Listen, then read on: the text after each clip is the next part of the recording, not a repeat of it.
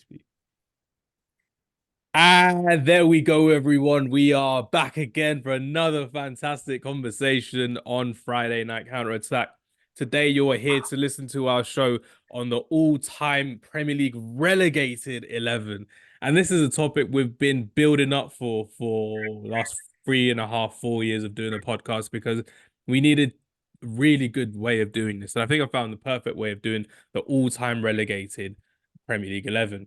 It's going to be a draft. We've been so keen on drafts this season and last season, but especially this season. We've had some amazing guests on who have been fantastic at making drafts in so many different topics. And today, we're no exception as well. So inviting my two special guests today, introducing someone who basically wouldn't really want Eric Ten Hag to be part of a relegation side so he could laugh at him even further. It's definitely going to be someone who, if he wasn't at Man United, he would be managing Sheffield United because at the time of speaking, it's not looking good, bruv, for Manchester United. But maybe when this comes out, it will be a lot better. Introducing Traps.Mufc to our show today. Traps, it's good to have you back on, my friend. You have been killing it with drafts all season long. How are you doing, my friend?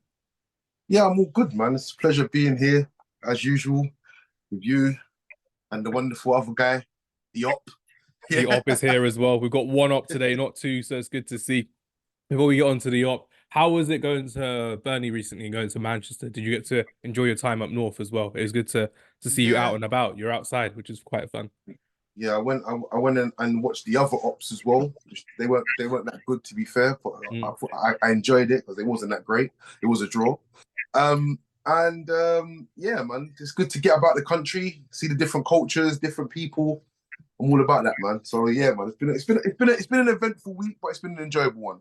No, I'm glad to hear it. It's nice to see. We need someone who needs to be a bit more spontaneous with traveling up the country as well. And I think we've got that guy who's also part of this panel today. So introducing Matthew from the Back of the Net podcast. It's good to have you on, Matthew.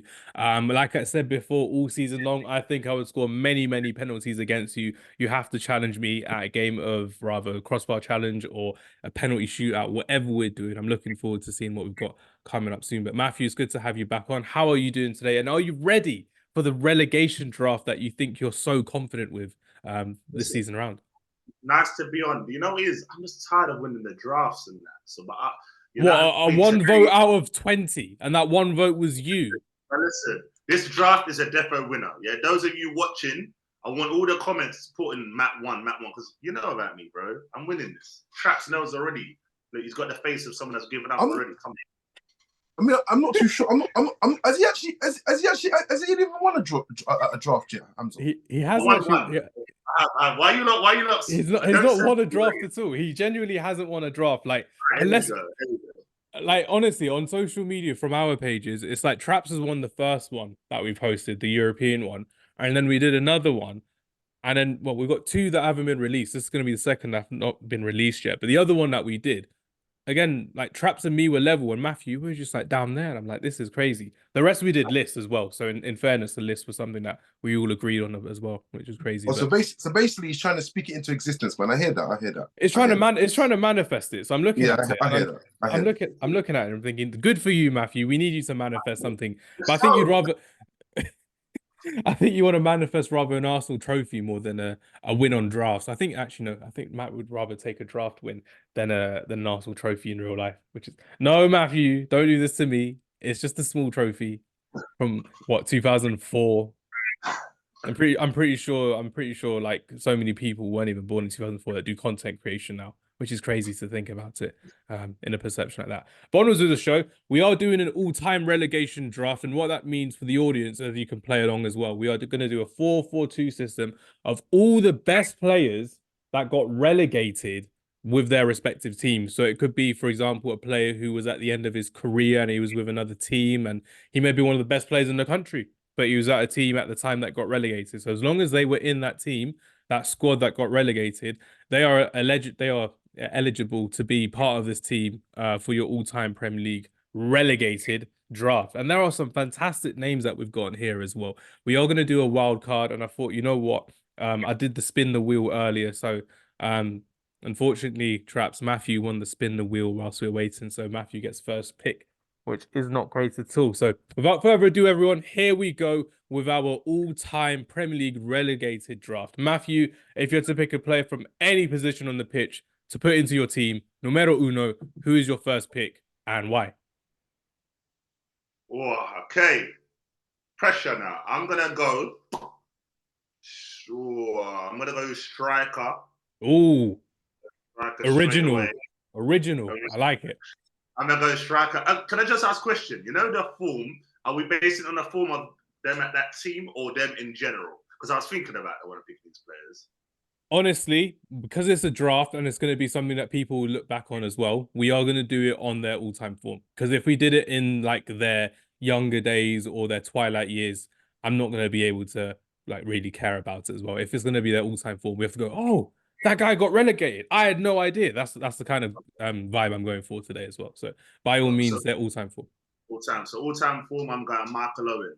Oh, Ballon d'Or, Michael Owen. Who did he get relegated with? Because that's always going to be the question that we're asking. Newcastle United, yeah. Matthew knows football. Alan Shearer as manager. Yes, and do you remember he blamed Michael Owen for it as well? Blame Michael Owen. Anything but Alan Shearer. Alan Shearer could get a club relegated and still be cheered off the pitch, which is crazy to think about. How Alan Shearer's got that much clout in Newcastle was uncanny as well. And then afterwards, Traps, Michael Owen ended up leaving Newcastle for free for Manchester United. And that was the season where he scored that winning goal against Manchester City, the hat-trick against Wolfsburg. He had a decent first season at Manchester United as well. My question to you, Traps, because we mentioned Michael Owen and he's one of the best players to ever get relegated, would you put him in your top 10 Premier League strikers of all time? No. Oh, why? What are we going for in terms of not? I just think Michael Owen's career. I mean, when he first started at Liverpool, yeah, he was blistering, and yeah. Then I don't know. It sort of just went a bit weird. Then he disappeared to Madrid. Then he came back, and I just don't think Michael Owen, even though he won the Ballon d'Or when he was quite young and whatnot, he just never ever got to where he should have been. And I think realistically, if it's probably down to injuries. So yeah, for me, Michael Owen just didn't do enough. But at the same time, it wasn't his his own his fault, if it makes sense. But he just didn't have enough of a career to put him in the top 10, man. Nah, I agree with that one as well. Matthew, agree or disagree? Do you think Michael Owen deserves to be in the top 10 of Premier League strikers of all time, or would you say no, thank you for Michael Owen? Do you know what? I'll maybe just keep him out because I'm a Robbie Fowler over Owen type of guy, though. To be honest, I love Robbie Fowler. Okay. Yeah, but even I put Owen in this draft, I know. But yeah, I'll just put him outside because you know what? I feel like there's some other strikers that don't get a lot of respect. I don't think Andy Cole gets enough respect at all. Like for what he did, his goal scoring unbelievable.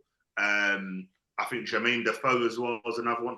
Look at me talking. Let me stop talking. Actually, giving us ideas here, ladies and gentlemen. I'm loving this. Yeah, look, I see Traps look down at his paper and that now. But yeah, I think Owen outside of that just. But yeah, quality striker. But I just feel there's others better than him. Nah, it's all good. I'm liking that conversation. And Michael Owen makes it into the draft for Matthew. Matthew and Traps, as always, make a note of your teams, and we'll make a conversation at the end for our 4-4-2 formations at the end for our teams. Traps, you're up next, my friend. I was actually third of a four, but the fourth person didn't join us today, unfortunately, as well. So Traps, by all means, you're second. First choice, wild card, anywhere on the pitch. Where are you going with your all-time relegated player in the Premier League, Traps? Where are we going? Yeah, I'm looking at the midfield, and I feel like I'm looking at the midfield. I'm looking at the goalkeeper, and I feel like the goalkeepers that I've seen come across that have been relegated, 90% of them are trash. Yes, they are like mid 2000s, mid table teams, and you're like don't really miss much from it. So do I go for? Do I go for the goalkeeper? Because you got to start. That's the strong base, or do I go for the powerhouse in the midfield? If I want to sabotage you, I would say go for the goalkeeper. But you know more than anyone, Traps. When you do a draft, it's the wild card, then the goalkeeper. So you can kind of risk it if you need to. But if you want to go for the base of the midfield and you want to drop a bombshell and you want to talk about a player you think deserves to be in your team as a wild card, that's the way I would go. Matthew, what do you think? Goalkeeper or midfield? Where should Traps go? Goalkeeper. Goalkeeper it is. Let's hear it, Traps. Unless he flips it. Nah, I listen. What Matt tried to do there was tactical, man. Yeah, it was very tactical what he tried to do there. Nice try. That was a nice try. Honesty is the best policy from That me. was a nice. That was a Matthew's nice trying try. to Nice try. It was very tactical. So I'm gonna go for Keane. Roy Keane, relegated for with Roy Keane. Nottingham Forest. Yeah, Matthew yeah. thought he was smart man. Traps is a smart man. I hear it. I see it. I'm gonna go for Roy Keane because you know why? Yeah, because you know why? When I think about Keane, right, and I think about the goalkeepers that we've had. You know what I mean? You know what I mean? We've had the like the Bartezes running about and that and other things. You know what I mean? It didn't really. It did kind of matter because we went through a spell of goalkeepers where we struggled to replace Schmeichel. And to be honest with you, what should have really happened was that we should have just got Van der Sar from the minute Schmeichel left. To be honest, that should have been the case, and we would have had him. We would have been sweet for obviously till whenever Van der Sar retired. But yeah, for me, Roy Keane, yeah, all these boys, yeah, you have to remember Roy Keane's played with like Ferguson's son and that. You know what I mean? Like, do you know what I'm saying? Like, Jordi Cruyff. He played with Jordi Cruyff. He will be my captain, and he will get the best out of these boys in this draft. He will get the best. So he's going in the middle. He's going in the middle for me, man, as the captain for me as well. What a player he was. I'm seeing so many people these days disrespect Roy Keane for what kind of player he was. But when you look at the player Roy Keane was in the 90s, he was one of the most sought-after midfielders in world football. His technical ability was off the charts. He was someone who literally buzzed around Old Trafford. He would not leave a blade of grass untouched every single game. And for Roy Keane, that was the absolute minimum as well. When you're looking at Roy Keane on the football pitch, he was fearsome. He was someone that you had to be afraid of when you're looking at him in the tunnel as well. And nowadays, annoyingly, people just see him for the memes on Sky Sports and on football media as well, which is not the pleasant way of looking at Roy Keane. And all people look at now is, he's bitter about Sir Alex Ferguson. And that, for me, that really, really annoys me. I think he's one of the top 5 Premier League midfielders of all time, in my opinion as well. Matthew, what would you say to that? What's your thoughts on Roy Keane, being an opposition fan as well? Nah, I've always been a big fan of Roy Keane. I feel like when you have a captain, I don't know, I'm very fussy about the position that they play. People like having captains that are strikers. I feel there's something about having a centre back or a centre midfielder as a captain. And I feel like he just drives his team. And I always go back to it. That performance against Juventus, that away, at the Deli Alpi. He drove that team forward. And I feel like when you have that type of captain, you can always win games. Doesn't matter who you're playing against. And the battles of him and Vieira, and he was the only other captain that I feel got under Vieira. I feel like Vieira didn't mind playing against others. He kind of had the upper hand. But I remember, Highbury, I'll see you out there on the pitch. Like that little thing there. And I just remember he bossed it. I bossed it that you lot come. Black kid comes to the Highbury and just laid it down on us. But yeah, quality midfielder. He's one of them. He doesn't get enough credit, as you said. When you talk about the best list, he's never really in there. Everyone talks about Scholes and this player and that, but Roy Keane should definitely be up there. Nah, it's true. And Traps, like you said as well, he did play with a lot of duds in that midfield as well. He had to partner the midfield with Kleberson and Eric Jemba, and they didn't really settle into that midfield as well. It didn't really work out for him. Eventually, he had to leave for Celtic. But what do you think his lasting legacy on the Premier League will be? Will it be more the fact that he was a top-level Premier League midfielder, or is it more along the lines of that the new work on Sky Sports is kind of hindering his legacy in a way? What do you think, Traps? I mean, at the end of the day, like you have to remember, Keane is forever immortalized in history at Man United, regardless of what went on. You know what I mean? So he obviously, I can't remember how many leagues it was. Was it 6 or 7? 6 leagues. 6 leagues. Yeah. 6 leagues. Treble. He won the treble. And yeah, for me, obviously, he's a big character. So obviously, people see him on Sky Sports. He's a likable character. The things that he says, and the thing about Keane, he was very honest on the pitch and off the pitch, and sometimes it's got him into trouble in his career. But to be honest with you, Keane will forever be one of the Premier League greats. I would say so as well. Again, Premier League great. It's going to be someone that, if he's not in the Hall of Fame for the Premier League already, he will be in the Hall of Fame, and he will be someone that will be basically just appreciated for what a talent he was. And annoyingly, a lot of casual fans, for me, they still look at him as like, he just had passion and aggression. I'm like, no, when you watch the boy play, he was balling out. One of the best players ever to come from the Republic of Ireland, in my opinion, as well. So Roy Keane makes it into our draft, ladies and gentlemen, and this is where I am stuck. I am dumbfounded with who I've got to pick, because do I go for a player that I really want to go for, or do I have to play tactical with this one? More times than not, as you guys know, and as the listeners know as well, I'll always go for the player that I want to pick for the sake of picking, because I'm like, oh yeah, I like this guy. But I have to play tactical because you two have picked, in my opinion, two players who reach world-class levels. Roy Keane and Michael Owen definitely did. So I think I've got to go for someone who I believe has also hit world-class levels and potentially was one of the best ever players we've ever seen in the Premier League. He didn't have a nice time leaving the Premier League at QPR. He didn't have a nice time defending with Ryan Nelson at the back. Ladies and gentlemen, Rio Ferdinand is entering the draft for me. And that's the first time I've ever picked a defender as a wild card. So it's not really wild, but Rio Ferdinand getting relegated for QPR was wild as well. A season after leaving Manchester United, I think he was playing under Harry Redknapp, I think, at QPR.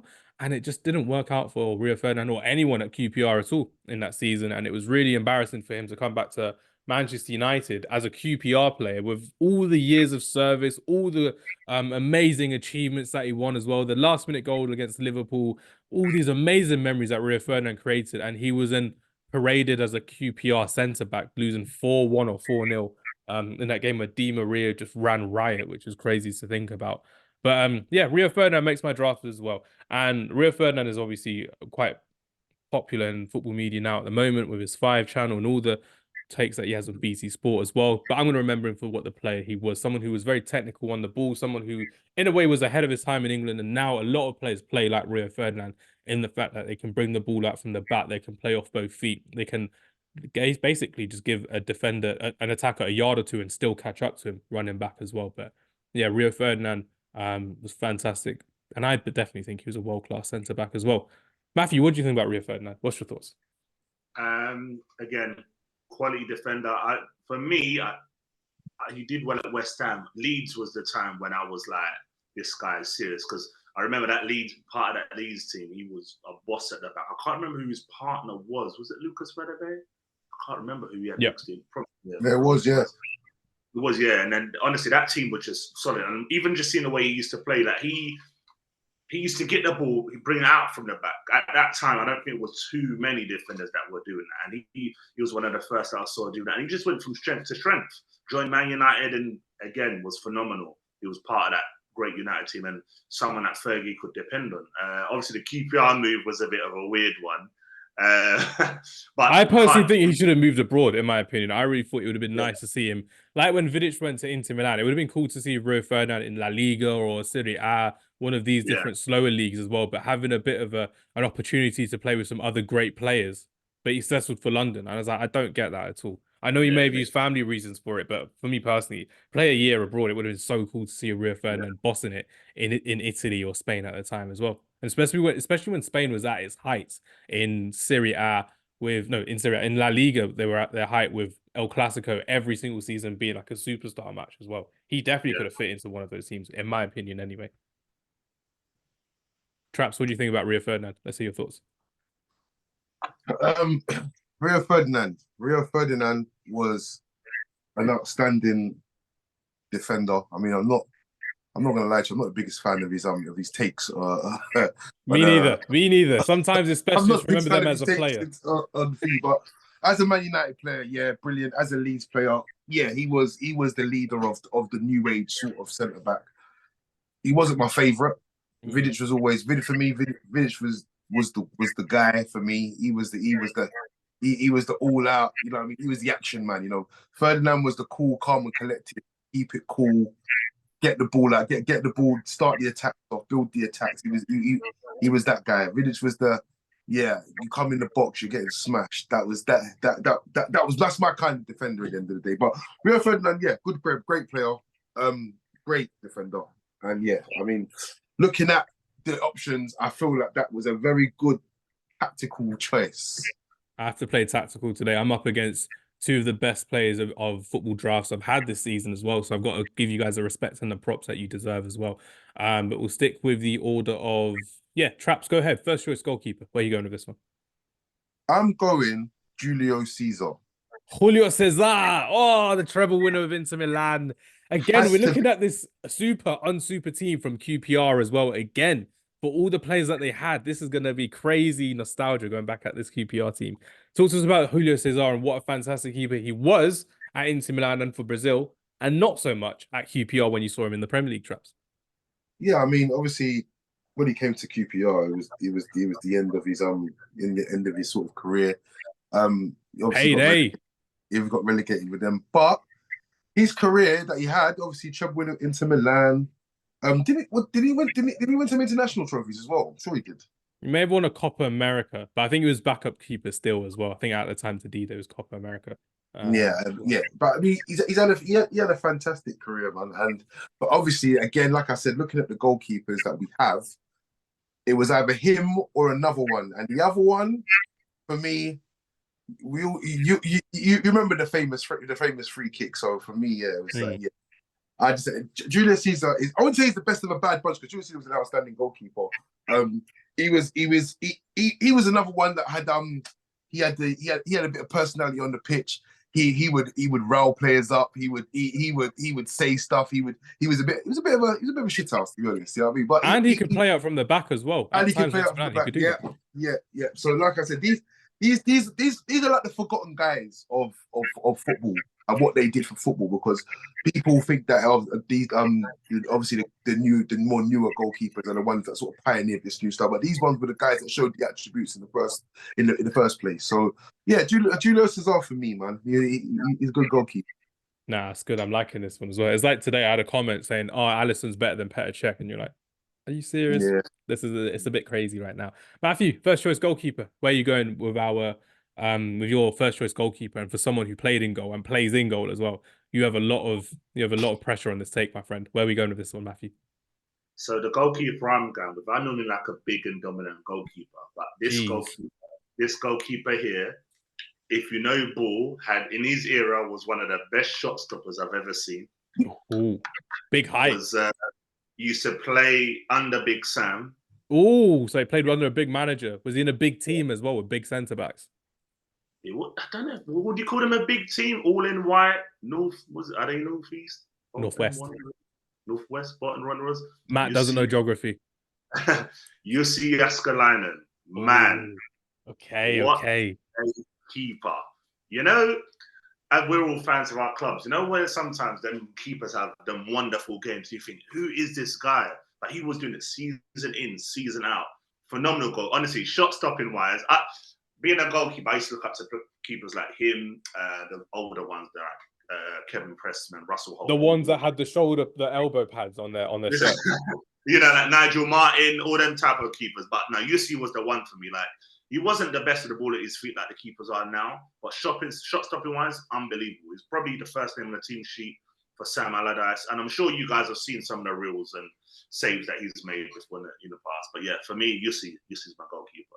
I think it's fair to say that we've all watched Jussi Jääskeläinen live. I think we're of that era where we watched Jääskeläinen a lot on TV and on Match of the Day, the highlights whenever it would come out as well, FA Cup games, especially for Bolton, and when they got to the League Cup final once upon a time as well against Middlesbrough. That was a big moment for Bolton Wanderers as well. But yeah, Jussi Jääskeläinen, what a fantastic keeper he was. I believe is from Finland, and he was someone who represented Finland to the best of his ability and really put Finland on the map, because there are a few Finnish players in those early 2000s. That Míchel Forsell was another one as well, fantastic player to watch. He was at Birmingham and Chelsea for a striker, and we don't really see as much anymore in the Premier League. So Jussi Jääskeläinen, good choice there. Oh, I've not got a good list for goalkeepers. This is not me, so I'm gonna have to go for the best of a bad bunch, and I'm going to pick. This is like picking England keepers. I have not got a good selection. Oh no. I tried to look at who else I could have picked, and there's not much best I could go for. So without further ado, I'm gonna have to go for David James. Go. I'm not gonna say anything more on it. I'm just gonna get out of the way. David James. Final answer. Other options: Ben Foster, Aaron Ramsdale, Robert Green. Nah, not it for me. Paul Robinson.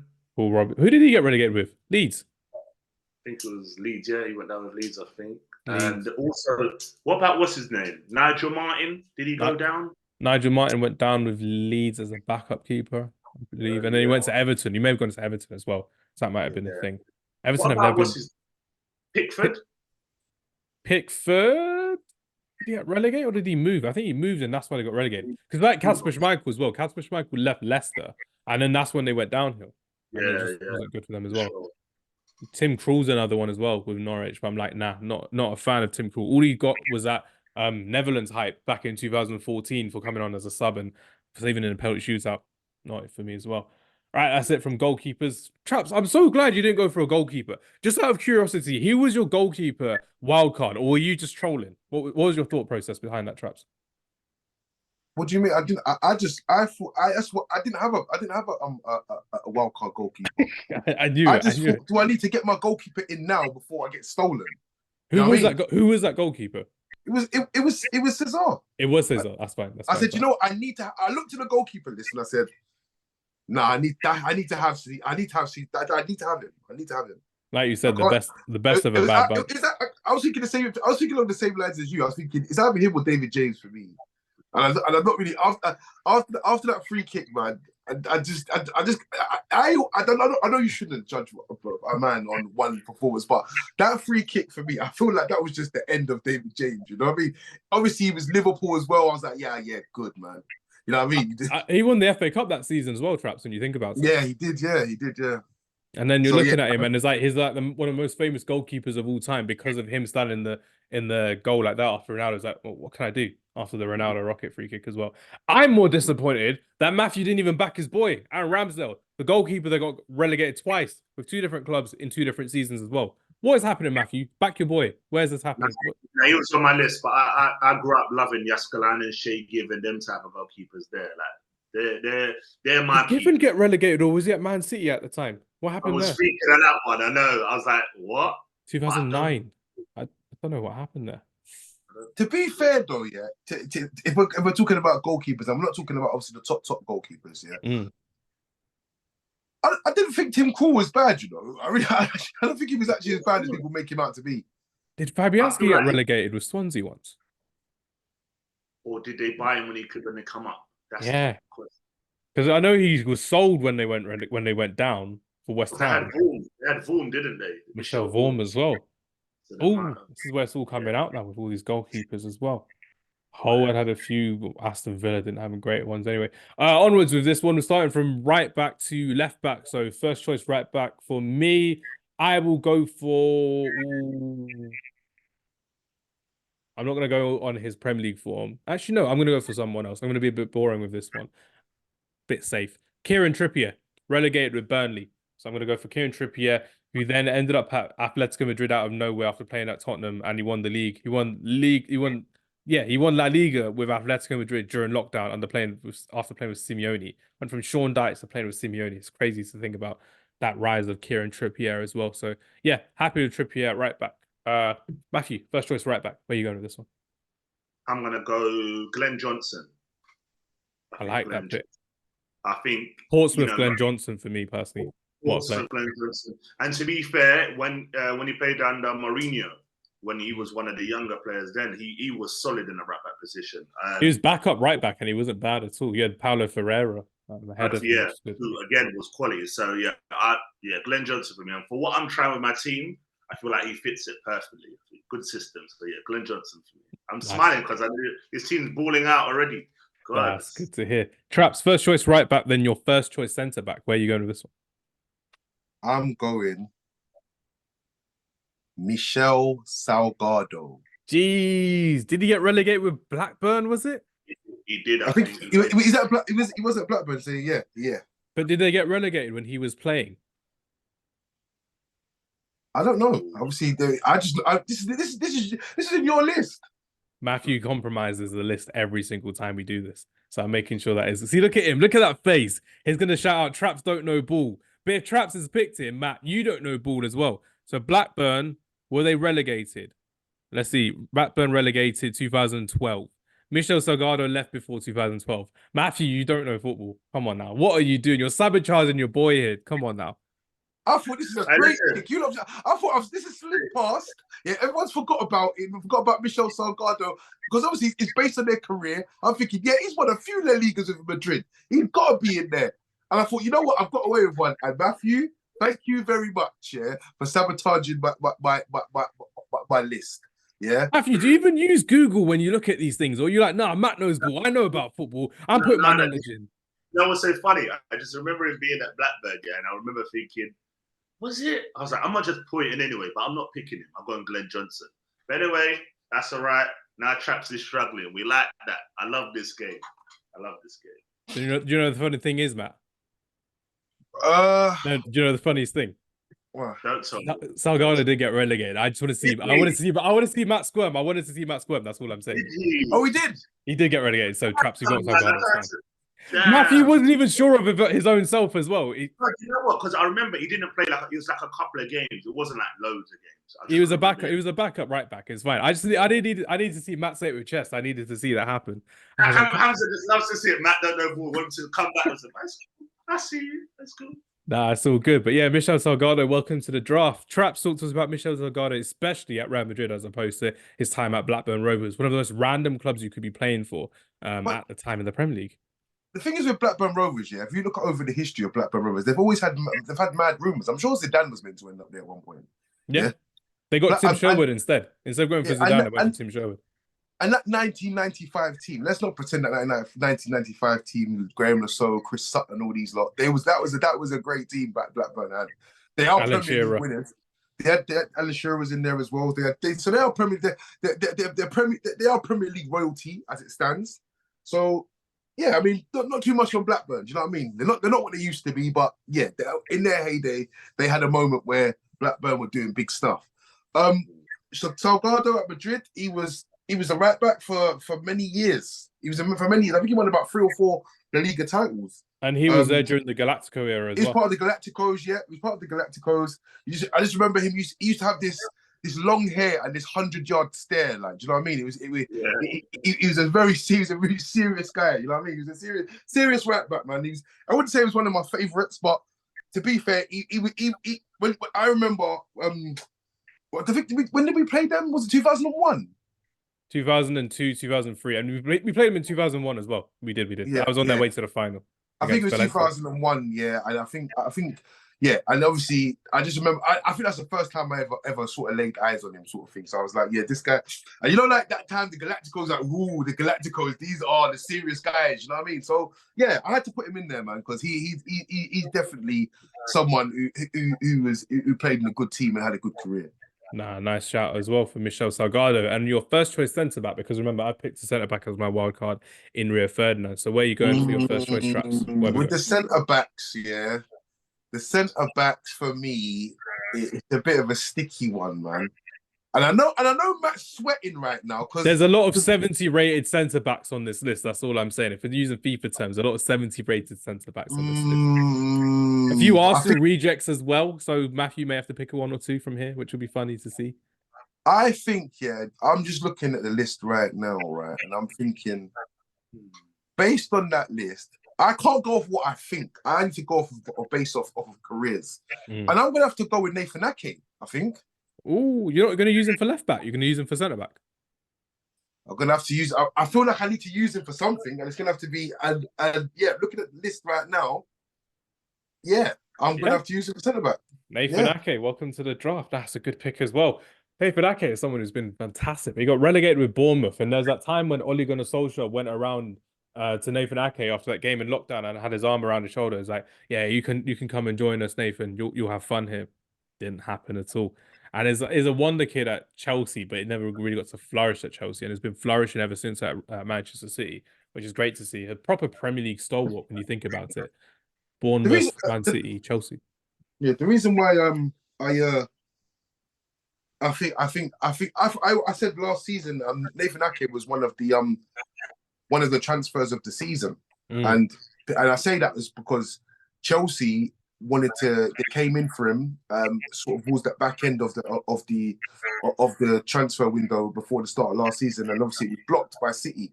And I feel like he's part to play in that treble winning team last season, because he really stepped up last season. After I feel like it was more of a thing like, they actually want me, so I want to play some ball.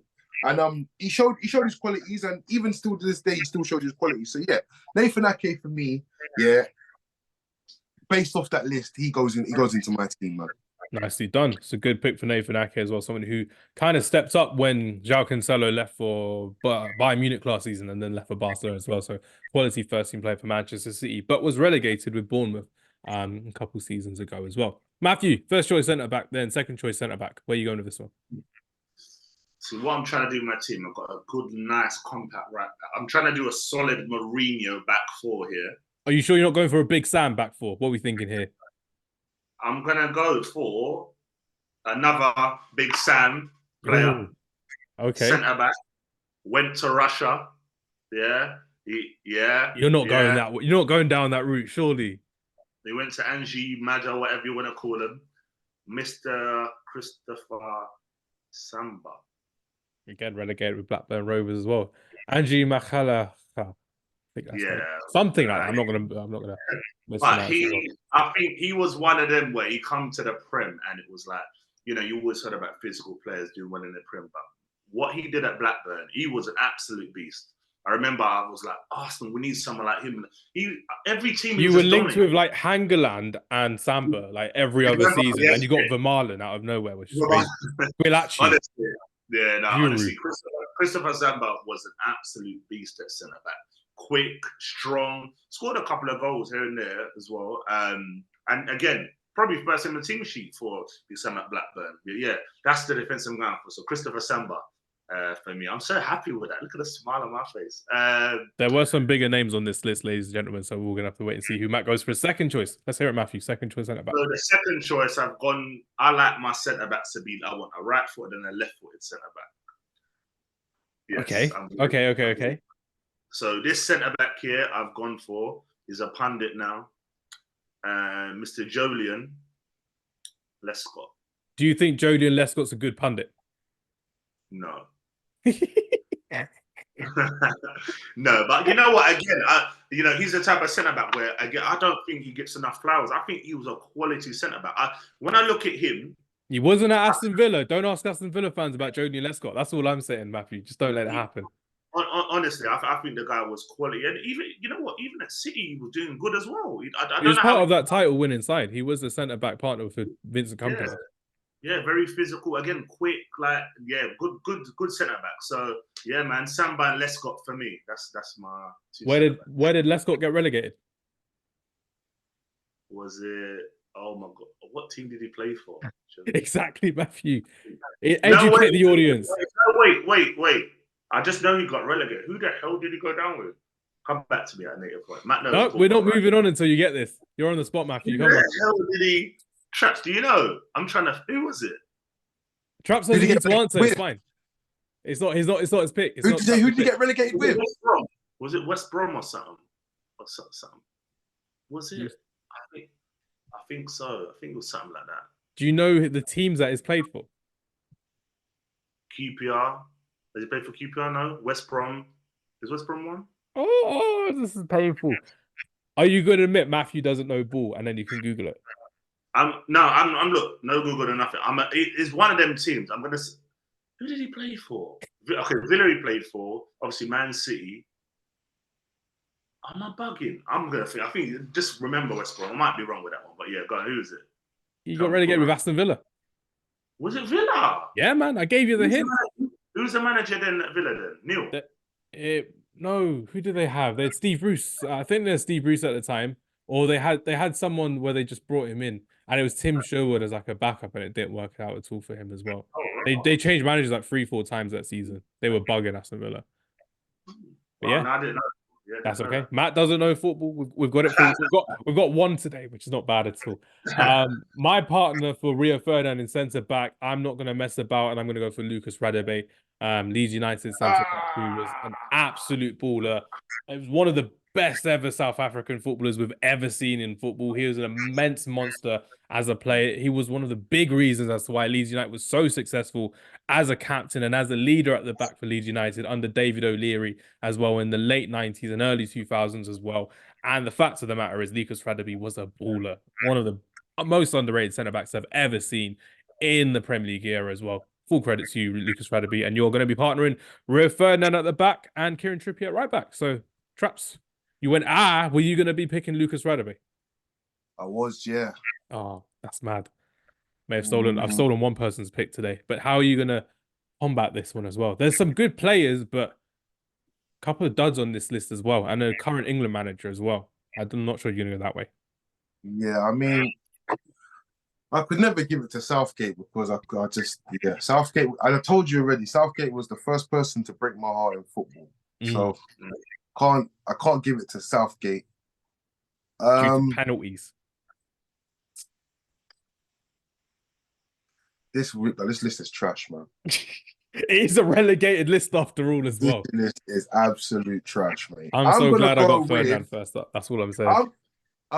I'm so glad I got Ferdinand first up. That was a crazy move from me. You've got the other Ferdinand, the one that the discounted version. You've got West Ham Ferdinand, who's just going on about, oh yeah, my brother does this. I'm like, all right, cool. And then he's got his success from his brother in a way, from his media jobs that he gets now. He was not a great footballer, but he's a big leader apparently for Sunderland, according to his interview on Filthy Fellas as well. But are we going to put Anton Ferdinand in this list? Are you going to put him in your team, Traps? Not. I think we are going to go with... We're going to have to go Robert Huth, man. That's not a bad one when you think about it. Not a bad shout, but yeah. Best of a bad bunch as well. You got Colaccini, Matthew Upson, Winston Reid, Harry Maguire. Nah, yeah. Remember Huth? Yeah, he win the Premier League or something with Chelsea? He won the Premier League with Chelsea and with Leicester. And Leicester, yeah.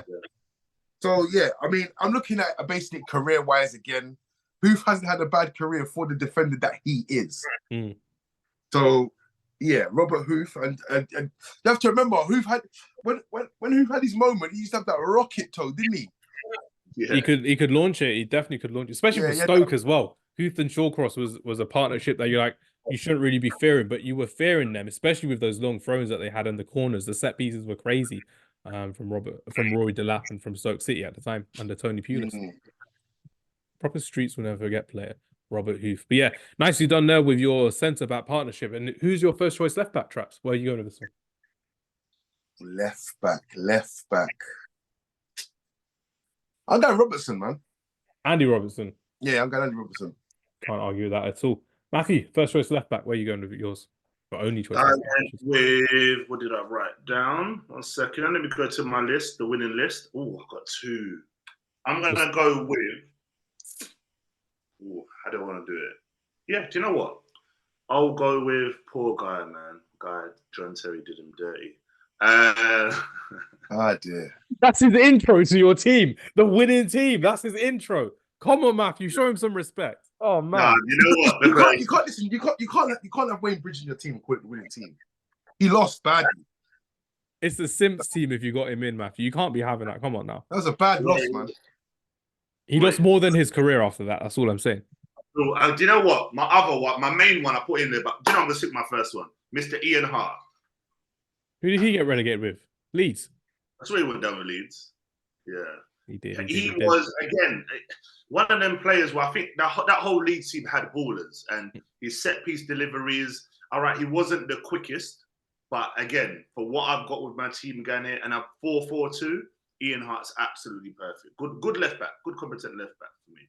Nah, not bad at all. Don't mind that one at all. I'm not going to play unfair and put a right back, left back for the sake of it. So just to make up the back line, I was banking on Nathan Ake. Full honesty, I was going to go for Nathan Ake on this one, but I'm going to have to stick with Joe Bryan, the Fulham left back, who's been pretty decent. Is a really good Championship player. Not bad in the Premier League, but is the best of a worst bunch as well from all the left backs I could think about as well. I could have put like Ricardo Pereira there as well. Actually, you know what? No, I can't change it now. That's not me. I would have put Luke Thomas there from Leicester, but I'm not going to do that. That would have been cheating, and we don't cheat because cheaters never prosper. Right then, I'm going to go for a 4-4-2 flat. So again, 2 centre midfielders, 2. Oh, yeah, I'm going to stick with a 4-4-2 flat. So 2 wingers I'm going for as well. Right midfield for me, first choice pick. Oh, this is difficult. No, it isn't. It's not that difficult. If I had to go for a right winger, I'm going to go for Xherdan Shaqiri. Xherdan Shaqiri, Stoke, Liverpool, inverted winger who could take you on both sides. Very good for Switzerland at the World Cup and the European Championships as well. Fantastic player to watch and a very enjoyable player to watch as well. Nice and easy for me. Matthew, No. Traps first, then Matthew. Traps. First choice right wing. Where are we going with this one?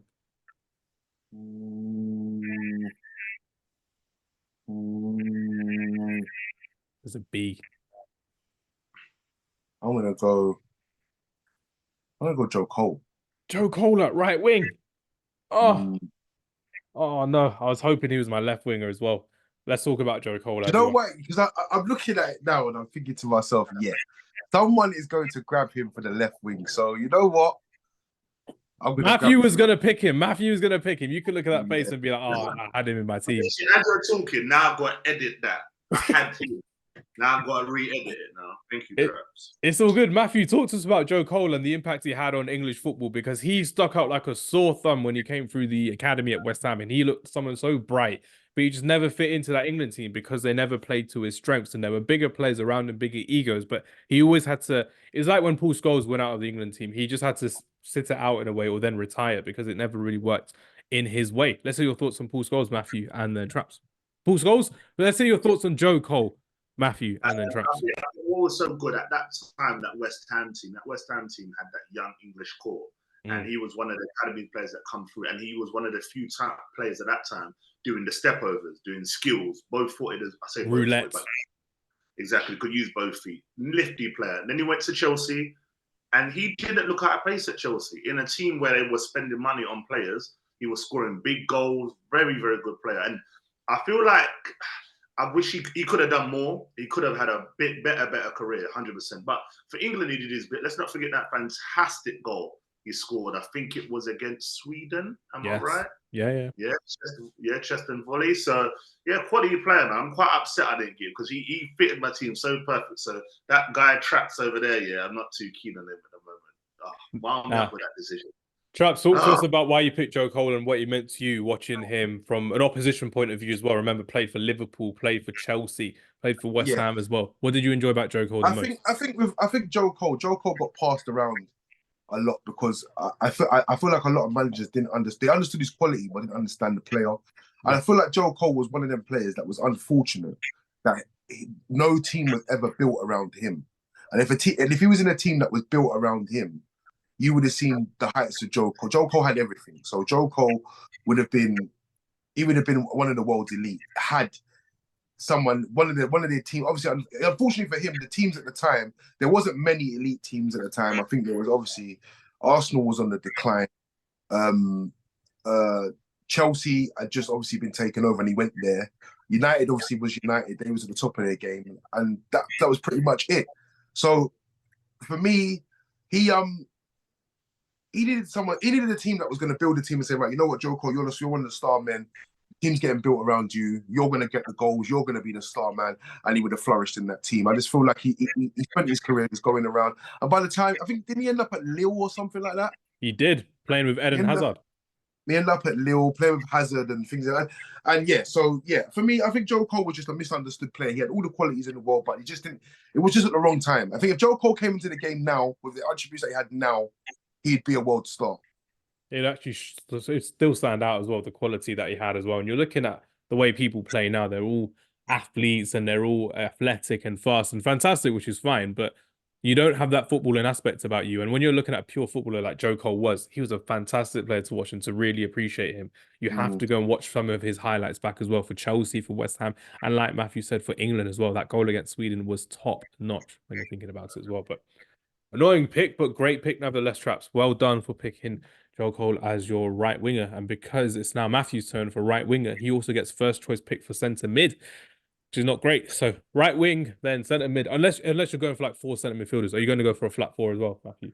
I'm going for a Mourinho type. You know what? Because we can do the 4-4-2 in any dimension. Nah, I'm gonna have a base guy in my central midfield. Just there, doing a little shielding job.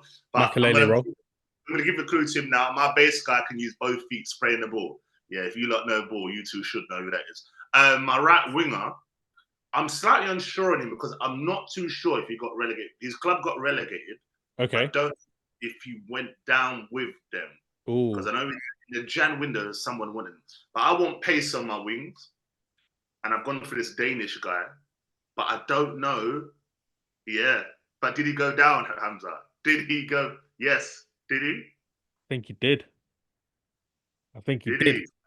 Who are you thinking of? Dennis. Rommedahl. Yeah. Did he? I think he did with Charlton. Please tell me he did, because I want pace on my wing, and no one had this guy's pace. Please. Dennis Rommedahl. Did he get relegated? Let's see. God. Oh no! Did he not? Did he? I meant no for me. He got relegated with Charlton, then he moved to Ajax. Oh, so he did. He's in your team. He's in your team. Dennis Rommedahl. What a player! And what a name to throw out the hat. That's crazy. Yeah. That guy, you know what it was with him, even from PSV time, the speed was unbelievable. Like he didn't, you know what it was? He didn't have the best end product, but when he was on point, unstoppable player. Absolutely unstoppable. So yeah, Rommedahl's my right winger. So I've got Dennis Rommedahl. So let's do that. Now my central midfielder, as I said, the annoying thing is, because of my rules, it still counts in a way, because he played half the season when Charlton got relegated, and he left in January, but he was still part of the team that got relegated. So I can't argue against it. So by all means, he is in your team. Thank you. And now for my midfield, I'm going for a base guy, someone again who I don't think gets enough credit. Ex West Ham, ex Tottenham, ex Man United. Fudge sake, man! No. He was my second choice for wildcard as well. Míchel Carrick. Oh. He, again, like, even when he went to Tottenham, I was so upset. And I think Arsenal... Oh, no. That's my team brew. That's fully my team brew. Left foot, right foot. And, you know, like, if you look at England, I feel like England would have done so much better in competitions had they played him at the base. But no, they went to fiddle around with Gareth Barry and all that other nonsense. But yeah, Míchel Carrick. Listen, you lot take the floor. Take the floor with Míchel Carrick. Go on, do it. I know Traps had him in his list as well next to Roy Keane, so I'm gonna let Traps take the lead because I'm not recovering from this. That was my whole team. That was my whole team, but he was my second choice for a wild card. Traps, go ahead. What did Míchel Carrick mean for you as a Man United fan, and what did he actually bring to every single title challenge, and trophy that he won? Unbelievable trophy cabinet that he has at Manchester United as well. Let's hear your thoughts, Traps. Carrick was one of them guys. He was just a no-nonsense, do the job, get the job done guy. Didn't want no accolades, didn't want no praise, didn't want nothing. He was just, this is my job, this is what I do. Passing ability, calmness on the ball, yeah. And he didn't score a lot of goals, but when he did show up with goals, he showed up with important goals in important moments. And yeah, Carrick was one, but for me, like Matt said, England could have done with a Míchel Carrick rather than they did the sort of gung-ho hot potato midfield that they thought was just because of the names. It was just a hot potato midfield. You know what I mean? If you actually think about it, Lampard, likes of Gerrard running about, and obviously Scholes getting forced to play on the left. There was no really tactics behind it. But if a tactico came in there, I think things would have been different for England as well. So yeah, Míchel Carrick definitely a good pick. He did steal my partner, to be fair, because I thought, you know what, that's a no-brainer for me. They're both United boys. Both won number 16 as well. Yeah, so, yeah, I mean, I was going to put him in there, but, yeah, fair play. Fair play, Matthew. Fair play indeed. Míchel Carrick, 5-time Premier League winner for Manchester United, one of the most underrated registas in world football, in my opinion, as well. The fact that he never gets the praise, and now you're seeing literally so many defensive midfielders play like a Míchel Carrick did back in the day as well. It shows that football has evolved, and Míchel Carrick was ahead of his time as a Manchester United centre midfielder as well, because you're not seeing the quality on the ball as well. And like Trap said as well, a lot of midfielders nowadays treat the ball like a hot potato, and they did for England back in the day when they're meant to be world superstars and world-class talent. If you're a world-class talent, you can hold the ball properly as well. We're seeing someone young in Manchester United at the moment called Kobbie Mainoo, who can hold the ball properly and not just yeet the ball away like his club captain Bruno Fernandes did every other game this season as well, which is embarrassing to think about, really, amongst other midfielders as well. So yeah, Míchel Carrick has been taken from me. Right, my first choice centre midfielder. Don't know who I can go for. Oh, this is not no, I'm not gonna go for him because I don't really. Yeah, I'm gonna go for an odd one for this one.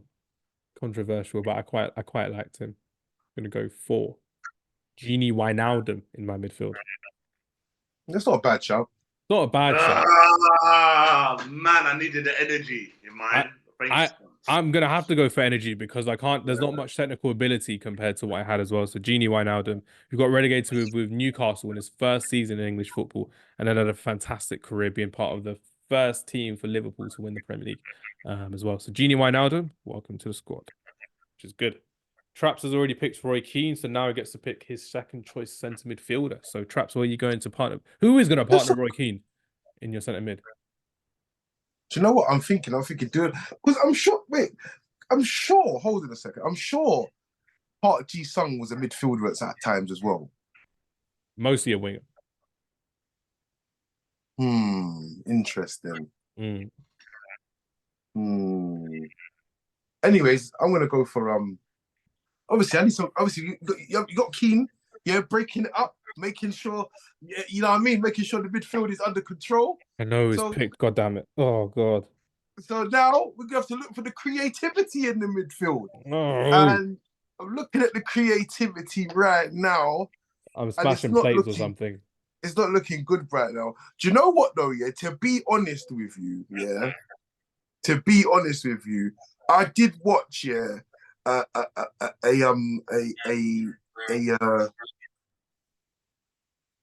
watched one of them real. It wasn't a real. It was like a 10-minute sort of like short documentary about Kinkladze. Yeah. Oh my god. I did. I watched it about Kinkladze, and he was flipping awesome. He was. Julian Alvarez's Georgian uncle. God damn it, man. But the problem that we have, that's what Carrick at the base. No, but listen. But the problem that we have with this is that not a lot of people realize who Kinkladze is. Man City fans don't even know who he is, and it's a club legend. Or obviously, I'm trying to win this draft. So people are going to look at Kinkladze and say, "Who the fuck's that guy?" Do you know what I mean? Your boy Big Steve would be the only one that would know, really, when you think about it. He's the only one that would know. So I think I'm gonna go tactical. Yeah, I'm gonna say, you know what, Matt, this is what you wanted, but you know what, you want that for your own vibe, for your own club. I'm trying to win this draft here, so I'm gonna put my creativity on James Maddison. I'm gonna throw James Maddison in there. You know what? The worst part is Traps. Yeah, as you were speaking, I was trying to throw Traps off with that. You know, I was trying to throw him off as well. I really thought he was gonna go for King. I was gonna be like, oh no, he's got the Man City player. But listen. This is painful. Listen, I've got the tactics down to a T right now. I know that the people that be scrolling and be looking through these things, they want to see relevance. They don't want to see who's great, who was a baller in 1980. They want to see who is relevant now, who is a baller. And James Maddison right now, he is hot property in the Premier League right now. So I'll go with James Maddison. You got Roy Keane behind him. Go and create for the forwards, my boy. Go and create. James Maddison. Would you say he's in the top 5 attacking midfielders in the Premier League? Traps, what do you think about him right now? What, right now? Right now. Yeah. Yeah. I mean, I think what you have to look at it with Maddison is that he spent a lot of time at Leicester. He did want to leave. The options weren't really there for him. Obviously, Spurs has come things. Spurs is right of the football that they're playing, the expansive football that they're playing right now. It's a walk in the park for him right now.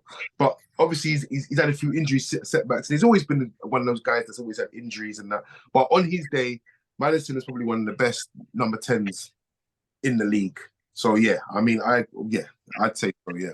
When you're looking at James Maddison as well, he's one of those players when he gets injured, you're like, oh no, is it finally it for him? Is he going to go on a decline? But every time he gets injured, he always steps up again and again and again and again. Recently, he's had the quality around him of Heung-min Son, of Richarlison quality. Brendan Johnson as well, Kulusevski. So he's got some firepower in his team for Spurs as well, and they've gone in for a Champions League position at this moment in time as well. Matthew, let's say your thoughts on James Maddison, and is he ready to be a starter for England as well? Because a lot of people are saying Bellingham should drop deep to allow Maddison to shine. But I want to hear your thoughts on James Maddison's future as an England player, Matthew. Do you know what? I feel the way England's set up, it would work perfectly. But I can just see them trying to play him out on the left and get him to cut in. And I don't part 2. No, but you know the thing is, but I look at him and I feel like you could easily put him with the Rice, Bellingham, and him, and that three there would cause absolute havoc in the Euros.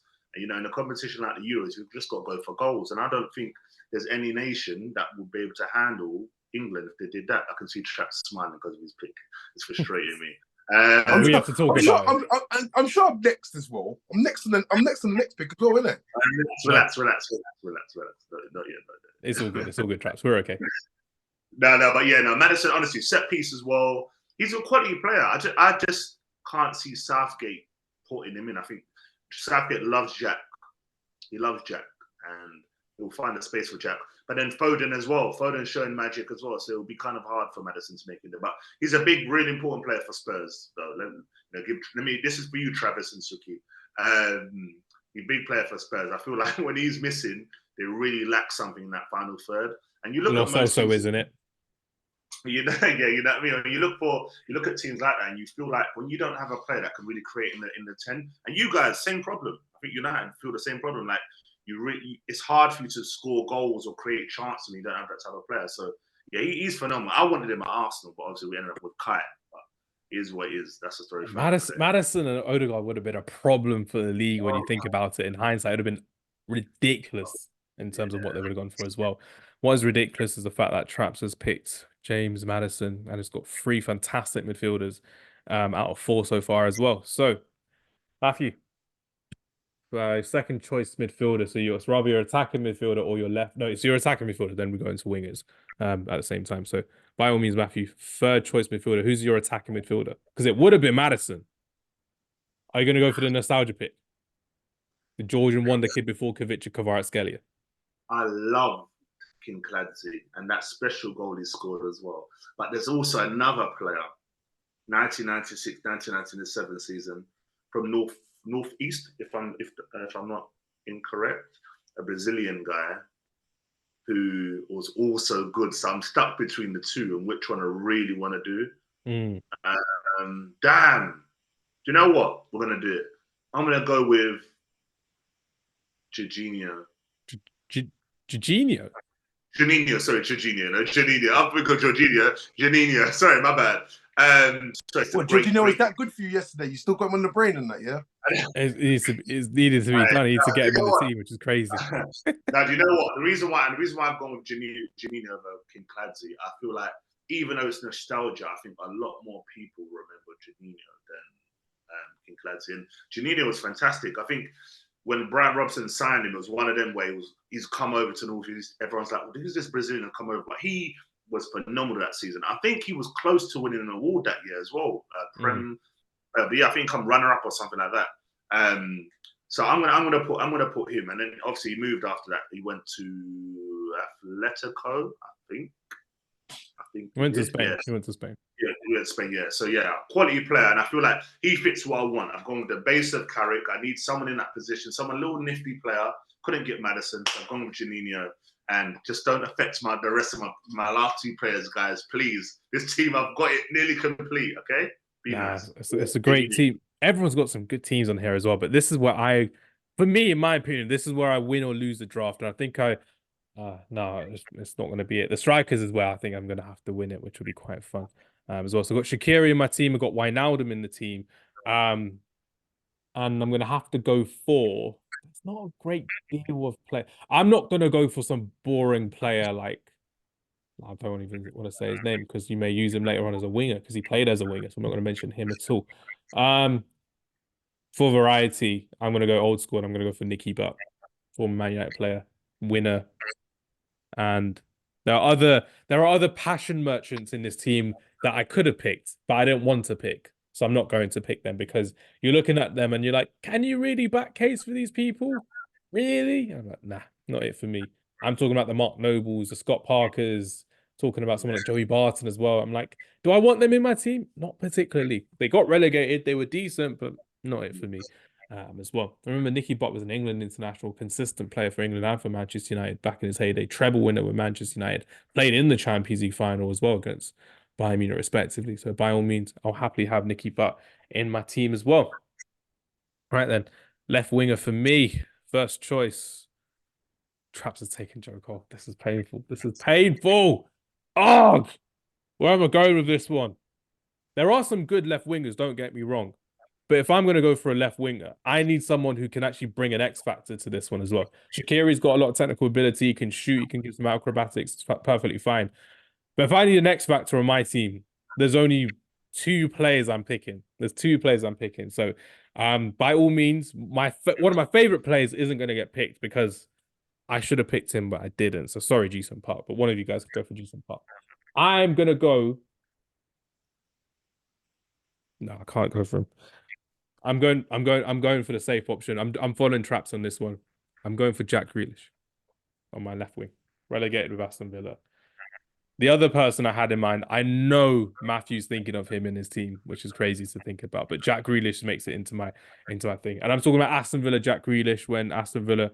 Remember when Aston Villa should have got relegated when they lost to Crystal Palace, but VAR wasn't working? Do you know how wild that is when you're thinking about it? Ireland put the ball into the goal. Ridiculous. Yeah. And then they're celebrating against West Ham on the final day.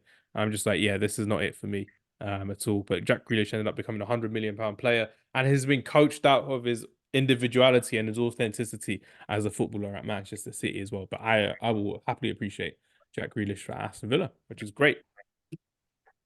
Matthew, left wing. Where are you going with this one? How come I'm lost? Because you didn't get the left wing and you get the first choice striker. Because remember, Matthew's picked his striker as a wild card anyway. So I've got Rommedahl on the right, quick. So on my left, I'm going to go for a left-footed winger. I know who you're picking. I know who you're picking. That's the worst thing. And guys, he's played for. We started at Blackburn, I think, from what I remember. Started at Blackburn, Irish international. I feel like he was phenomenal on the left for Chelsea. Damien. And for Fulham as well. What a player I think this guy, do you know when you see a winger and they take on players, none of that pass it and run off. He would go at you. And yeah, like you said, Fulham as well. Phenomenal. Europa League final, Damien Duff, left wing. Baller. Yeah. Was it him? Who was his right wing partner at Blackburn? It was Emerton, wasn't it? Brett Emerton, I think. Emerton, yeah. Brett Emerton. Yeah, the Australian one. Australian one, yeah. So Damien Duff, honestly, the way he would just go at you and was phenomenal in the Chelsea team as well. Again, he was there same time as Glen Johnson, I think, under Mourinho. Glen Johnson. Yeah, Glen Johnson. Yeah, he was there same. So yeah, quality winger, and I feel like he just matches them with Rommedahl, Duff on the wing, Michael Carrick, the quarterback to find them on the wings. You ain't beating that. Damien Duff for me. There we go. Lovely job. So who's your fourth midfielder then? You said you've got Duff. I've got four. Rommedahl, Jorginho. Juninho, Carrick, Duff. That's cool. Nicely done. Right then, Traps. Damien Duff has been taken. Jack Grealish has been taken. But who are you going on your left wing? Because it has some fantastic. Jack Grealish was the safe bet, which we'll get people interested with the votes and that. I'll be tagging lots of Man City fans, which was like four that I know into this. I feel like with the team of Crystal 4, I feel like the names in the team right now is enough. Is enough for people of all ages to see and think, yeah, I want a piece of this team. So I'm gonna go with a respected. He was never the loudest. Yeah, he was never the loudest, but he's a respected player throughout United. Yeah, one of the crowd favourites, to be fair. Obviously, not a crowd favourite like that, but obviously a respected crowd favourite. But I'm going with Park Ji-sung, mate. Excellent. Nah, I would have picked him, but I was like, I need a bit of X factor in this team as well. Because I've got Nicky Butt to play it safe. Park Ji-sung will be dominating that left wing for you. He's a fantastic player who could play left wing or right wing. Fantastic player off both feet. He was really good when Ronaldo left as well, because he kind of got to shine a bit more as well, and especially when he could do defensive work, but he was a defensive winger in a way that worked well for Sir Alex Ferguson. I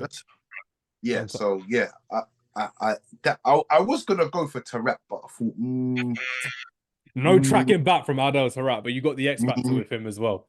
Well, obviously you got the X factor, but obviously you got Kino as well. You know what I mean? So Kino, I'll just leave that with Kino, man. But I thought, you know what, with Park, yeah, free long Ji-sung and that. You know what I mean? Scoring against Arsenal, Matthew, you're obviously gonna catch it now as well. What was your favorite goal that? Yeah, I'm gonna do it. What was your favorite goal, Traps, that Park Ji-sung scored against Arsenal? You know what one it's gonna be, man. There's a lot. That's a lot. You know when it's gonna be, man. You know it's gonna be the hot summer's day, man. You know. With all the long flags. the long summer's day, man. You know what I'm talking. You know what I'm talking about, Matt. You know what I'm talking about. Kieran Gibbs, number 40, slipping back post. You know what? Did he score?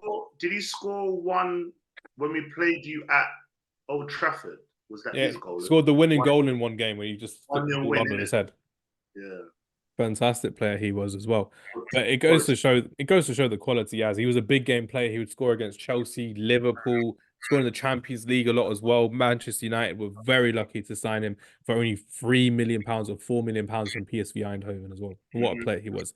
The Asian market is untapped. And that's what I keep saying about Hwang Hee-chan. Fantastic player right now for Wolverhampton Wanderers, but doesn't get the hype that he deserves, in my opinion anyway. But yeah, this is where the nitty-gritty happens now. Matthew's already picked Michael Owen, so Traps is going first with his first choice striker in his team, and then it will be me, and then it will be Matthew with his second choice, which is not it for me. Or maybe we'll have to maybe I have to spin the wheel again. Maybe I have to spin the wheel. But go ahead, Traps. First choice striker, that isn't Michael Owen. Where are you going with this one? I'm gonna go DJ Campbell. What? Yeah, I just want to see your faces, man. I'm gonna go DJ Campbell. I'm gonna go with Jamie Vardy. Oh, damn. Jamie Vardy, right?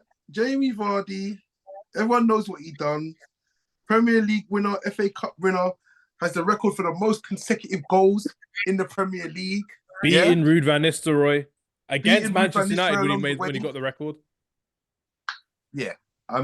For me, yeah. Jamie Vardy goes in there, man. He's in there. Let's talk about Jamie Vardy. Jamie Vardy, again, being in the Championship at the moment, but what a play he was to burst onto the scene at Leicester City. He played on the left wing under Nigel Pearson. Claudio Ranieri ignited that Leicester City side, and Jamie Vardy was the main man up front. Had Riyad Mahrez on the right-hand side and N'Golo Kante behind him, and Captain Wes Morgan right at the back as well. But Jamie Vardy as a striker, the fact he did it just after he won the Premier League, he did it in the Champions League. He could do it in the FA Cup as well. He won the FA Cup a couple years afterwards as well. Under different managers, he could play different systems. The only time he didn't really work well was under, what's his name? Claude Puel, the former Southampton and Leicester manager, a bit more tactical and possession based, which didn't really work to the system. But if you needed a counter-attacking striker in Premier League history, I personally think Jamie Vardy would be up there as well, because he could get onto any ball. That goal against Liverpool was insane when you're thinking about that.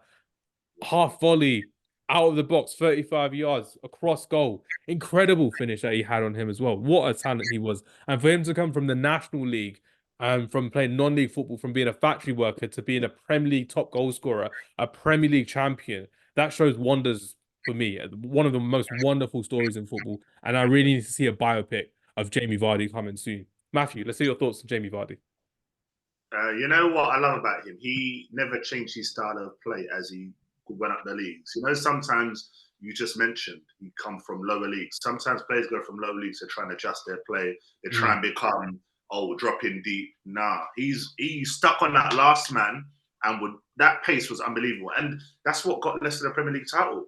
Straight the ball in from Drinkwater into Kante, bang. You wouldn't even to look to see where he was. And I remember we were linked to him. Do you remember that summer? We wanted him, and he said no to Arsenal. And imagine rejecting Arsenal for Leicester, and he still wins the trophy as well while staying at Leicester as well. Crazy. You know what I'm saying? Yeah, no, great, honestly, great plan. It's phenomenal what he did. As you said, to come up all them leagues, you come 10 games in a row, and he broke it against the team where the last person was, and that had their record.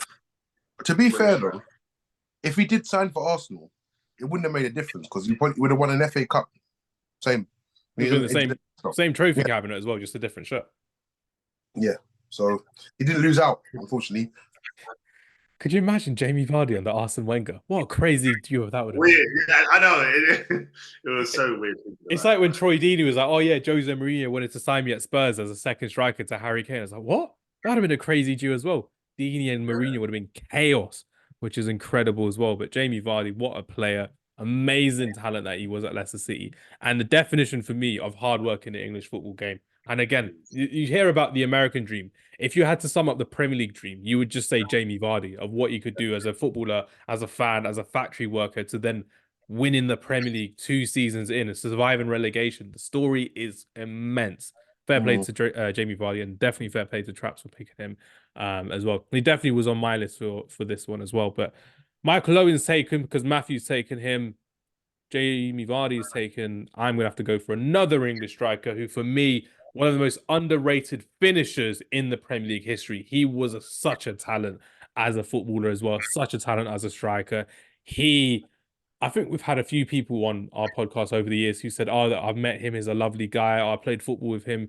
He's that kind of guy that goes to play football in the park if he's ever around because he just loves the game. Without further ado, my first choice striker for my Premier League all-time 11, Jermain Defoe.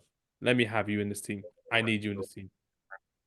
496 appearances in the Premier League, 162 goals, 33 assists, played for Spurs, he played for Portsmouth, played for Southampton. He was a fantastic player, and I think he really had the quality, for me, in my opinion, to be a Champions League level finisher. He reminded me of like a Simone Inzaghi. He could score from anywhere inside the box as well, a clinical finisher off both feet. That goal for Sunderland, I think, against Newcastle in the Tyne-Wear derby was iconic, and the fact that he worked so well with Bradley Lowry as well until he passed away as well. The fact that he has that humane side and he was so willing to give up his time as well. That for me shows wonders in the quality that Jermain Defoe has as a person and as a footballer as well, respectively. But for me, another English player that got binned off too early, in my opinion, from the England national team, because I think him and Rooney would have been a fantastic partnership if they continued playing with him. But they went for Crouch, they went for Heskey, they went for Rooney up top by himself. But Jermain Defoe, fantastic player. And I think he has to be my first choice striker. Matthew, let me hear your thoughts on Jermain Defoe. Listen, East London boy like myself, St. Bond's massive big up Jermain Defoe. He was just clinical. He was kind of like what Ian Wright gave Arsenal. That type of mentality, like you said, in terms of kick. Again, the way he played was like he was playing the boys in the park, just natural finisher. None of that. I'm trying to assist you. I'm banging goals. Let's not forget they played Wigan at home. Was it 9-1 or 8-1, something like that? 9-0, I think it was. Jermain Defoe scored 5 goals. Or 5, you know what I mean? He was so little, but turning the sixpence, left foot, right foot, phenomenal striker. And sorry, it was 9-1. It was 9-1. I didn't know ball in that one. I apologize, but 9-1. Hamza don't know ball, people. In case you know, Hamza don't know ball. We're on 1-1 at the moment. It's not great at all. But 9-1, Jermain Defoe scored 5 at White Hart Lane as well. What a record to have. Incredible talent he was. But yeah, him and Owen was going to be a perfect combination, man. They would have been too similar, though. If you had both of them, it'd be similar passes in. That's what I need, but you changed me up now. I've got a different thing. Nah, it's all good. Traps, let me hear your thoughts on Jermain Defoe. Was he a top talent in the Premier League, and was he someone who you thought should have gone on to bigger and better things, especially for the national team, from what you saw as well from Jermain Defoe? Yeah, he was massively underrated, Jermain Defoe. He could finish. He was one of the best finishers of his generation. And again, he's another one like the likes of Joe Cole, that if the top teams built around him, he would have a much better career. I mean, I don't think he's had a bad career, to be honest with you, but I mean, he scored many goals for many teams. He's never sort of he's a very reliable striker. He's never sort of been one of them strikers that you said, oh, he's always been consistent. He's a very consistent striker. So for me, yeah, Jermain Defoe was very underrated, and had he had the opportunity, like you said, Champions League level and things like that, things might have turned out different. But yeah, I agree, he's a top player. We've picked a lot of West Ham players in this team as well. When you're thinking of all the players we've picked, Jermain Defoe, Joe Cole, Rio Ferdinand, Michael Carrick, a lot of influence from that early 2000s Jermain Defoe. No. Yeah, but you have to remember at that time, West Ham was pretty much probably the best academy in the country. It was really good. West Ham, Man United were good as well. A lot of teams just didn't reciprocate that, and they didn't appreciate what academies can do for football. And when you're looking at that, that's why there's such a heartwarming story when you're thinking about it as well. All these players still having affiliation to West Ham, and they still get appreciated every single time that they go as well, because of what it meant to be brought through that academy, which was incredible to think about at West Ham. So yeah, really good point there, Traps, as well. Vardy, Defoe, Owen. We're not doing a start bench though, but I'm just naming it out because that's quite a fantastic list for first choice strikers. Second choice strikers, Matthew, go ahead, then Traps, and then me to finish off our all-time Premier League relegated 11. So Matthew, second choice striker. You've been waiting all podcast long to be telling us about who's going to be partnering Michael Owen. It's definitely not Jamie Vardy. It's definitely not Jermain Defoe. Who are you going for, my friend? So I've been thinking, looking at it, Michael Owen. That's not difficult. That's not difficult at all. And I'm thinking about Michael Owen's strike partnerships for his career. And he's always had a striker that's like a bit more physical up top. You're not going for him, are you? Surely not. And I thought about this striker who he's played for 2 Premier League clubs and Leeds, as we mentioned. And I don't think he gets enough credit, this guy. He was absolutely unbelievable. Mark Viduka. I think Mark Physical Viduka, presence. Physical presence. And when I think about ball up to him. It was hard for them to get the ball off him. Could header the ball. And technically as well, it was not like one of them physical players where they're not good with the ball at his feet. Let's not forget that goal he scored against Liverpool. You remember that game? Was it 4-3, 5-3? When he dinked the goal against Arsenal as well at Highbury. Big goal, that one, Rafi. That goal made me cry, so I didn't want to talk about that one. Yeah. When he cut in left foot, horrible one. But again, part of that great Leeds team, and I feel like him and Owen would be a great partnership. I think that would be a great one and a winning one at that. So Mark Viduka for me. Nicely done. Fantastic. Traps, where are you going with this one? Can't go for Mark Viduka. Who's going to be partnering Jamie Vardy up front for you?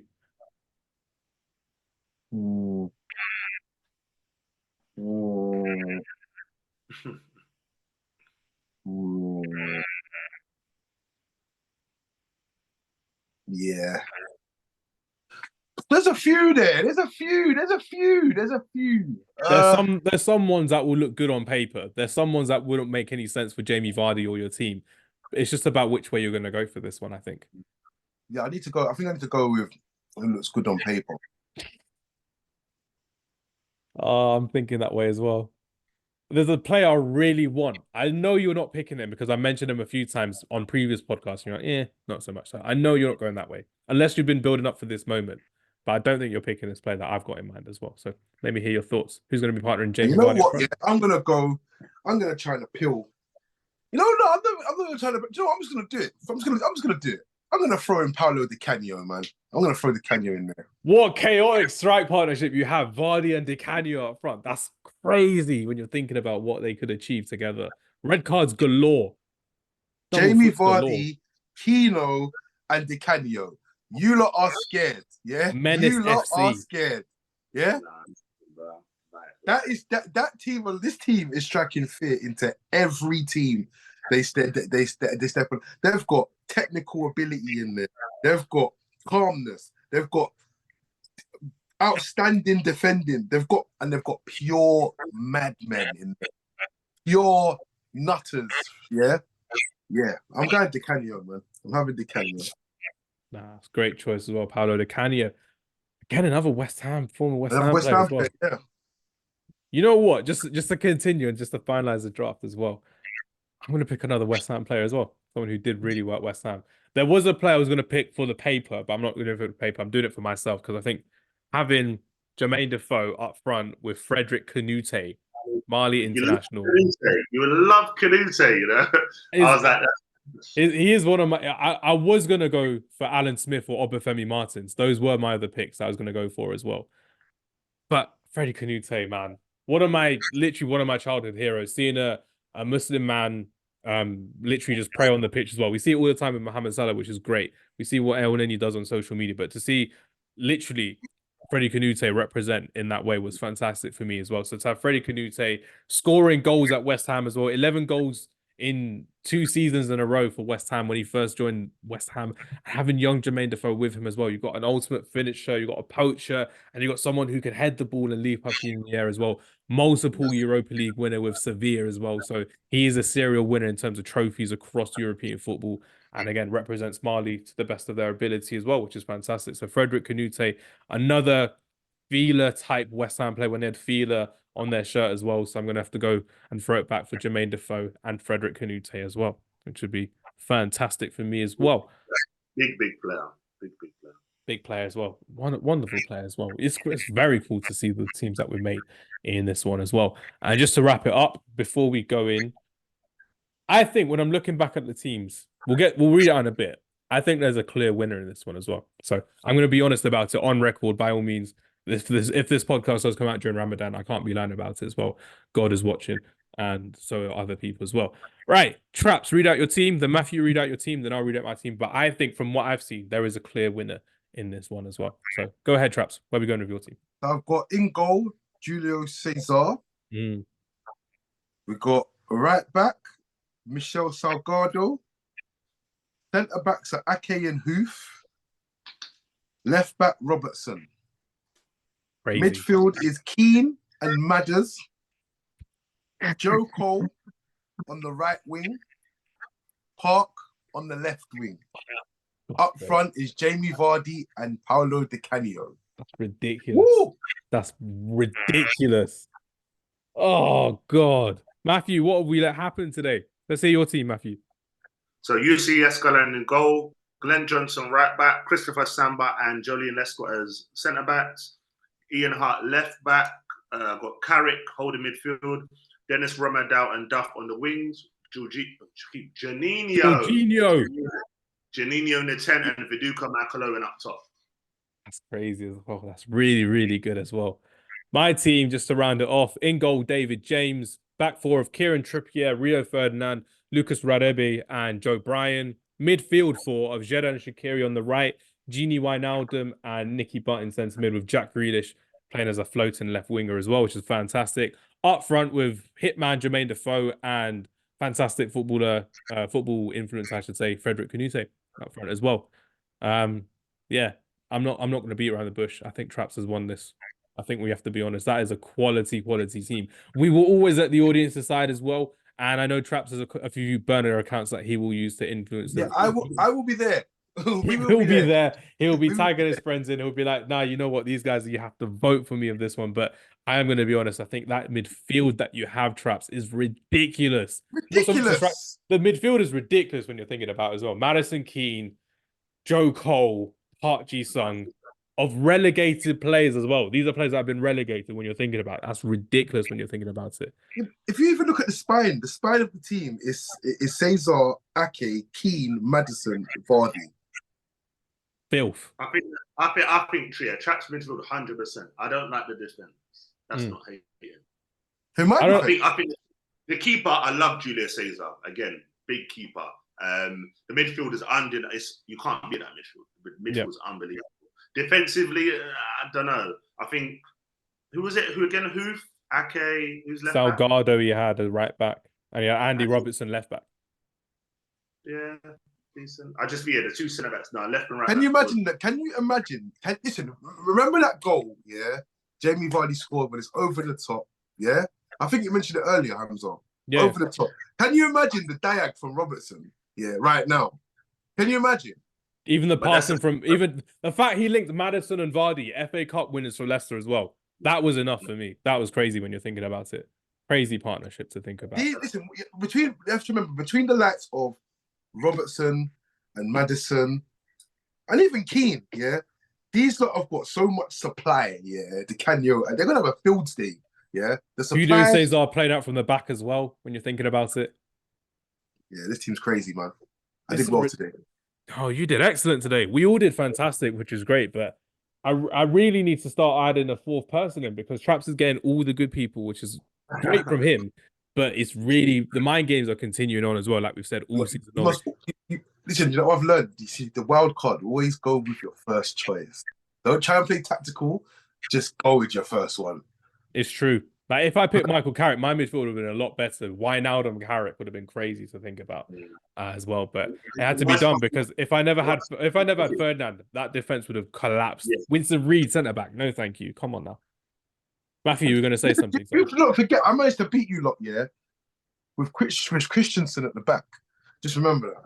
Remember his Danish footballer of the year. So it's not a half-bad shout when you think about it. Listen. Like different. Attack wins you games, defense wins you leagues, yeah? Defense wins you titles. The draft title may be going to you for this one, Traps, as well. But we will always let our audience decide as well. I may have to create like 7 different burner accounts to even equalize for what this team is going to do as well. But I just wanted to say, everyone, thank you very much for listening. Before we end our podcast, going to give the boys their time to give their outro as well. So by all means, great conversation today. Great topics of conversation from Matthew and from Traps as well. So big up Matthew and big up Traps for their conversation. Matthew, where can everyone find you, and what have you got going on for the rest of the season so far? So you can find me back in that podcast, Instagram, TikTok, Twitter, all of these things. I'm on all them platforms. If you don't find me there, just type BOTN Podcast. Because at the moment there's a. It's not the Bournemouth one, because Matthew hasn't thought exactly that. But yeah, you can find me all around there. And yeah, listen, just finish up the season doing a couple of videos, you know what I mean, little top 4 thing, you know, best team in London, all of this and that. And obviously on Friday night, counter attack. So listen, big up. Big up Matthew has been fantastic for us all season long as well. And literally, the fact that he's one of the most sensible Arsenal fans has got so many crazy comments on that George Achilles video. I don't know how you say his surname, Achilles or something. But when you've seen those videos and you're just like, oh yeah, Matt's getting violated, we love to see it as well for the content, which is fantastic as well.